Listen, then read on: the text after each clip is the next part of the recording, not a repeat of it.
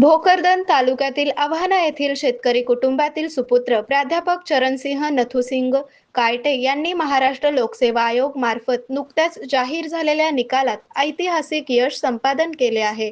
प्राध्यापक कायटे यांनी एकाच वेळी सहयोगी प्राध्यापक आणि प्राध्यापक या दोन्ही वरिष्ठ पदांसाठी निवड झाल्याने परिसरात आनंदाचे वातावरण निर्माण झाले आहे।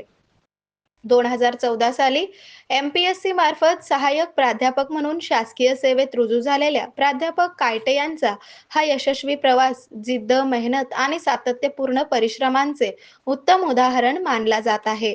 अत्यंत साध्या शेतकरी कुटुंबातून आलेल्या प्राध्यापक कायटे यांनी आपल्या कष्टाच्या बळावर हे उच्च यश प्राप्त केले आहे।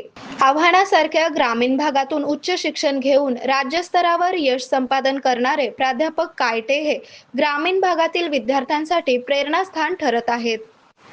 त्यांच्या या दुहेरी यशाबद्दल पोलीस प्रशासन, शैक्षणिक वर्तुळ आणि ग्रामस्थांकडून अभिनंदनाचा वर्षाव होत आहे।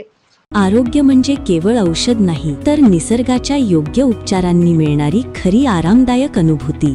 सोलापूरमध्ये निसर्गोपचाराचं विश्वासाचं नाव लिमये निसर्गोपचार केंद्र। इथे उपलब्ध आहेत विना औषध उपचार पद्धती, ॲक्युप्रेशर, ॲक्युपंक्चर, कपिंग आणि मसाज थेरपी। सर्व प्रकारच्या आजारांवर निसर्गाच्या माध्यमातून